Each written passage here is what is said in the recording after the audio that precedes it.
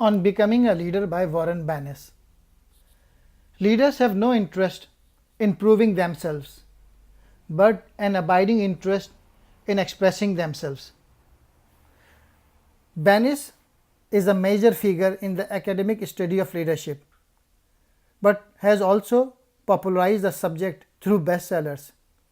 In 1985, he co-authored Leaders, based on observation and interviews with 90 of American leaders, ranging from astronaut Neil Armstrong to McDonald's founders Ray Kroc.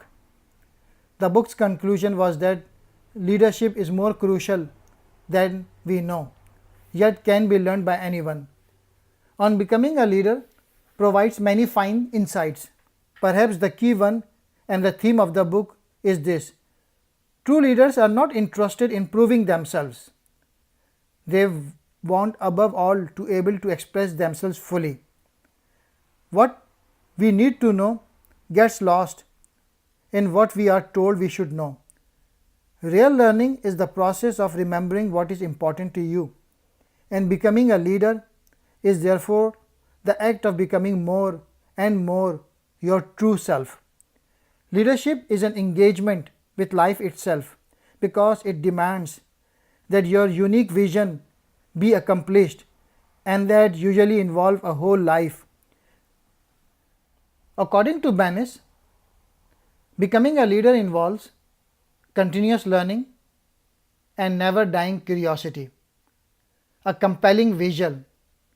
Leaders first define their reality, what they believe is possible, then send about managing their dream, developing the ability to communicate that vision and inspire others to follow it, tolerating uncertainty and taking on risk, a degree of daring and courage, personal integrity, self-knowledge, maturity, welcoming criticism, passion for the promise of life, a belief in the best for yourself and others, seeing success in small, everyday increments and joys, not waiting years for the big success to arrive, using the context of your life rather than surrendering to it. His message is: stop being a product of your context, of your particular place and time. Leaders do not merely do well by the terms of their culture, they create new contexts, new things, new ways of doing and being.